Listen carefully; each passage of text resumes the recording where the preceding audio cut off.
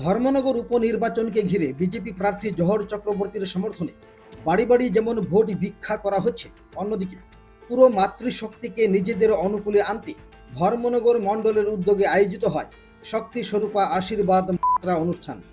বিবেকানন্দ সার্ধ শতবার্ষিকী ভবনে বুধবার দুপুর 12টায় শুরু হয় ওই অনুষ্ঠান। সভাপতিত্ব করেন মণ্ডল মহিলা মোর্চার সভানেত্রী জয়ন্তী ভট্টাচার্য। মঞ্চে উপস্থিত ছিলেন মহিলা মোর্চার সভানেত্রী রূপালী অধিকারী, জেলা সভাধিপতি অপর্ণা নাথ, মন্ত্রী সুধাংশু দাস, তেলিয়ামুড়ার বিধায়িকা কল্যাণী সাহারায়, প্রার্থী জহর চক্রবর্তী, নির্বাচনের প্রভারী তথা বিহার রাজ্যের বিধায়ক মিথিলেশ তেওয়ারি সহ আর অনেকে। মূলত জহর চক্রবর্তীকে জয়লাভ করাতে আয়োজিত হয় ওই অনুষ্ঠান। তবে প্রদেশ ওবিসি মোর্চার সভানেত্রী মলিনা দেবনাথ অনুপস্থিত ছিলেন সেখানে। মঞ্চে যারা আজকে আসন অলঙ্কৃত করছে আমাদের শক্তি স্বরূপা আশীর্বাদ যাত্রার এই অনুষ্ঠানে আমাদের আজকের তিনি সভানেত্রী শ্রীমতী জয়ন্তী মহোদয়া, আমাদের সাথে রয়েছেন আমাদের প্রদেশ কমিটির সভাপতি সম্মানীয় শ্রী তাপস ভট্টাচার্য মহোদয়। কবি কাজী নজরুল ইসলাম বলেছিলেন, এই বিশ্বে যা কিছু চিরসৃষ্ট কল্যাণকর অর্ধেক তার করিয়াছে নারী, অর্ধেক তার নয়।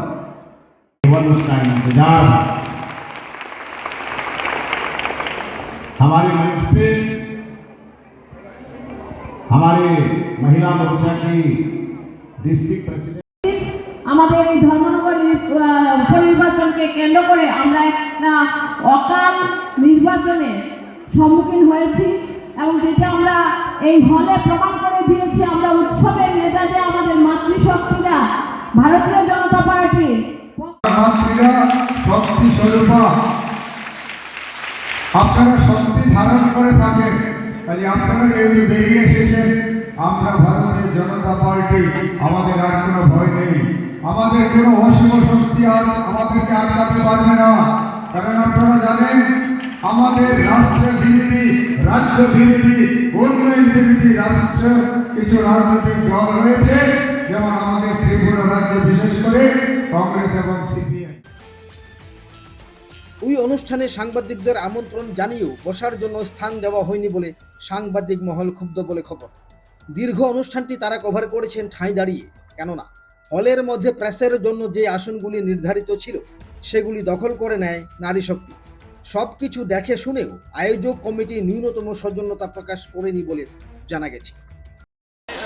অধ্যক্ষ যিনি ছিলেন বিশ্ববন্ধু সেন মহোদয়, তিনি গত কয়েক মাস আগে প্রয়াত হয়েছেন এবং এই বিধানসভা কেন্দ্র, ধর্মনগর বিধানসভা কেন্দ্রটি শূন্য হয়ে গেছে।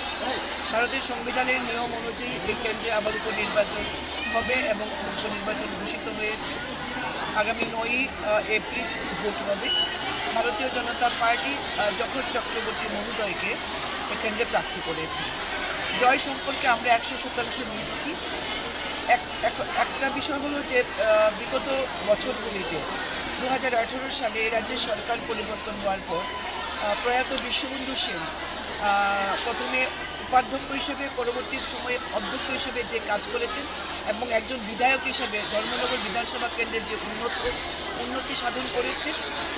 এখন এখানে শ্রী জহর চক্রবর্তী, যিনি পুরনো অনেক আগে থেকে ভারতীয় জনতা পার্টির কার্যকর্তা, অত্যন্ত সজ্জন ব্যক্তি এবং পরোপকারী এবং ভারতীয় জনতা পার্টির একজন নিষ্ঠাবান কার্যকর্তা, যিনি কোনোদিন কোনো কিছু দলের কাছে তার কোনো দাবি ছিল না, দল তাকে সম্মান দিয়েছে। এহেন একজন সজ্জন ব্যক্তিকে ধর্মনগর বিধানসভা কেন্দ্রে ভারতীয় জনতা পার্টি মনোনীত প্রার্থী করেছেন এবং আমি নিশ্চিত যে বিগত দিনের ইতিহাসকে ছাপিয়ে ভোটের নিরিখে, ভোটের সংখ্যার নিরিখে জহর চক্রবর্তী বিপুল ভোটে জয়যুক্ত হবে। যতই চক্রান্ত হোক, যত কিছুই হোক, জহর চক্রবর্তী আগামী 9ই এপ্রিল যে ভোট হবে সেই ভোটের ফলাফলে আমরা দেখব জহর চক্রবর্তী বিপুল ভোটে জয়যুক্ত হয়েছেন এবং পবিত্র বিধানসভায় বিধায়ক হিসেবে প্রথম যাত্রা তিনি শুরু করবেন এবং আমাদের প্রয়াত অধ্যক্ষ বিশ্ববন্ধু সেনের যে অসমাপ্ত কাজগুলি রয়েছে সেটা যেমন তিনি সমাপ্ত করবেন এবং এই বিধানসভা কেন্দ্রকেও সারা রাজ্যের মধ্যে একটা শ্রেষ্ঠ বিধানসভা কেন্দ্র হিসেবে পরিণত করতে পারবেন। এটা আমাদের প্রত্যাশা, এটা আমাদের শুভেচ্ছা ওনাকে। আজকের এই যে মহিলাদের আজকে যে সম্মেলন গেল, সেখানে আশীর্বাদ যাত্রা যেটা গেল, তার উপস্থিতি, মানুষের, মহিলাদের, দিদিদের, বোনেদের যে উপস্থিতি, এই উপস্থিতিতে প্রমাণ করে দেয় ধর্মনগর বিধানসভা কেন্দ্রে 46,000 উপর ভোটার রয়েছে, যার অর্ধেকের বেশি মহিলা।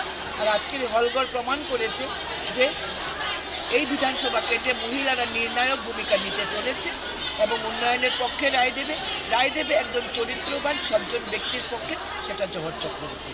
ভারতীয় জনতা পার্টি এইভাবে কার্যকর্তাকে সম্মান করে এবং জহরদাকে এই সম্মান দেওয়ার জন্য ভারতীয় জনতা পার্টির একজন কার্যকর্তা হিসেবে আমি অত্যন্ত গর্বিত।